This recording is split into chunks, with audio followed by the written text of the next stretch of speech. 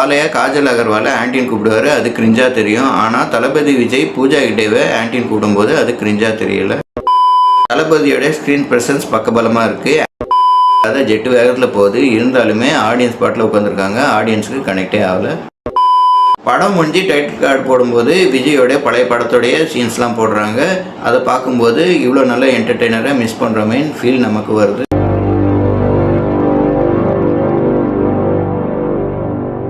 இந்த ரிவ்யூவில் எந்த மூவி பற்றி பார்க்க போகிறோன்னா, தளபதி விஜய், மம்தா பைஜு, பூஜா ஹெக்டே லீட் ரோலில் நடித்த ஜனநாயகன் எப்படி இருக்குது அப்படின்னு தான் பார்க்க போகிறோம். படத்துடைய ஸ்டார்டிங்கில் விஜய் ஜெயிலில் இருக்கார். ஒரு முக்கியமான ஆளை போட்டு தள்ளுறதுக்காக ஒரு கேங் ஒன்று இறங்குது. அந்த கேங் கிட்ட இருந்து அந்த முக்கியமான ஆளை விஜய் காப்பாற்றுறாரு. கௌதம் மேனன் ஜெயிலராக இருக்கார். விஜயோட நல்ல நேச்சரை பார்த்து ஸ்பெஷல் பர்மிஷனில் விஜயை ஜெயிலேருந்து ரிலீஸ் பண்ணுறாரு. ஒரு தருணத்தில் கௌதம் மேனன் ஆக்சிடென்ட்டில் இறந்துடுறாரு. அவரோட பெண் குழந்தைய விஜய் வளர்க்குறாரு. அந்த குழந்தை வளர்ந்து மம்தா பைஜு ஆகிறாங்க. கௌதம் மேனன் ஆசைப்பட்ட மாதிரி விஜய் மம்தா பைஜுவை மிலிட்ரியில் சேர்த்தாரா இல்லையா, மம்தா பைஜுக்கு ஃபியர் ஃபோபியா போச்சா இல்லையா அப்படின்றதும், பாபி தயால் கேங் கிட்ட மம்தா பைஜு எப்படி மாட்டினாங்க அப்படின்றதும், பாபி தயாலுக்கும் விஜய்க்கும் உண்டான முன்பகதான் என்ன அப்படின்றதும் படத்துடைய மீதி கதை. தளபதியோட ஸ்க்ரீன் ப்ரெசன்ஸ் பக்கபலமாக இருக்குது. ஆக்ஷன், இமோஷன், ஃபர்ஸ்ட் ஹாஃப்ல வர இன்ட்ரோ, செகண்ட் ஹாஃப்ல வர இன்ட்ரோன்னு மாஸ் காட்டியிருக்காரு. அதுலேயும் பெண்களை புலி மாதிரி வளர்க்கணும் அப்படின்னு சொல்கிற மோட்டிவேஷன் ஸ்பீச்சில் எக்ஸ்ட்ராடனரினே சொல்லலாம்.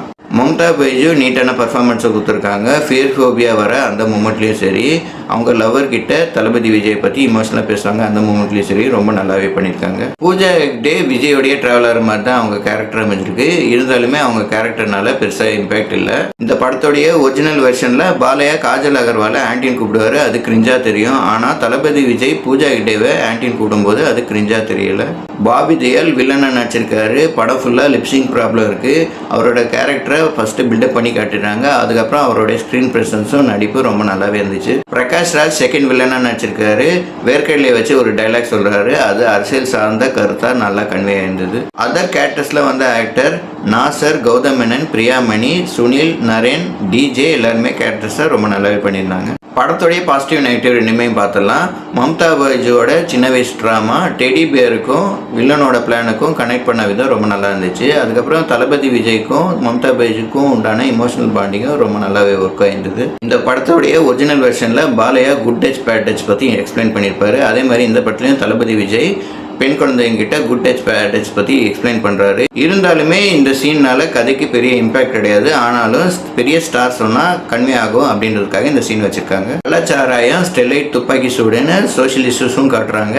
அதுக்கப்புறம் விஜய் தேர்தல் பிரச்சாரத்தில் பேசுகிற மாதிரி இந்த படத்துலையும் டைலாக் பேசுகிறாரு. What bro, very wrong bro அப்படின்னு சொல்கிறாரு. அதே மாதிரி டிவிக்கு ரெஃபரன்ஸும் நிறையவே இருக்குது இந்த படத்தில். கிளைமேக்ஸில் ஆர்சி வாரு, ட்ரோனு, ரோபோ ஃபைட்டு, மத கலவரம், உமன் எம்பவர்மெண்ட்னு கதை ஜெட்டு வேகத்தில் போகுது. இருந்தாலுமே ஆடியன்ஸ் பாட்டில் உட்காந்துருக்காங்க, ஆடியன்ஸுக்கு கனெக்டே ஆகலை. கிளைமேக்ஸ் ட்விஸ்ட்டுன்னு படக்குழு ஒரு விஷயத்த நம்பி வச்சுருக்காங்க. ஆனால் அது ப்ரெடிக்டபிளாக தான் இருந்தது. டைரக்டர் எச் வினோத் துணிவு வெற்றியை தந்து இந்த படத்தை எடுத்திருக்காரு. இந்த படத்துடைய ஒரிஜினல் வெர்ஷன் பகவந்த் கேசரி. பாலையாவோட ஓவர் பில்டப் இல்லாமல் விஜயோட மீட்டருக்கு ஏற்ற மாதிரி பில்டப் சீன் வச்சுருக்காங்க, அது ஒர்க்காக இருக்குது. இந்த படம் தமிழ் ஆடியன்ஸ்க்கு ஏற்ற மாதிரி ஒரு சில சேஞ்சஸ்லாம் பண்ணி தான் எடுத்திருக்காரு. இருந்தாலுமே செகண்ட் ஹாஃப்லாம் தெலுங்கு வாட ஹெவியாக அடிக்குது.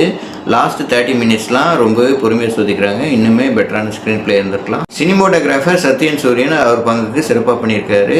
மியூசிக் டைரக்டர் அனிருத் பிஜிஎம் ரொம்ப நல்லாவே பண்ணியிருக்காரு. ராவண மாவண்டா பிஜிஎம் அங்கங்கே ப்ளேஸ் பண்ணியிருக்காரு.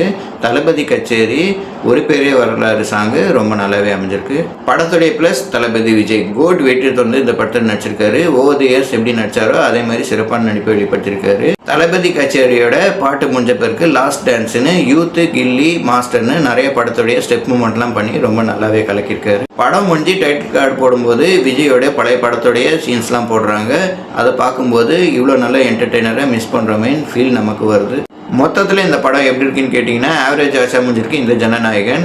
இருந்தாலுமே தளபதி விஜய்க்காக இந்த படத்தை தாராளமாக தேட்டரில் பார்க்கலாம். இந்த மாதிரி வீடியோ பார்க்கணும் எங்கள் சேனல் லைக் பண்ணுங்கள், ஷேர் பண்ணுங்கள், சப்ஸ்கிரைப் பண்ணுங்கள். தேங்க்யூ.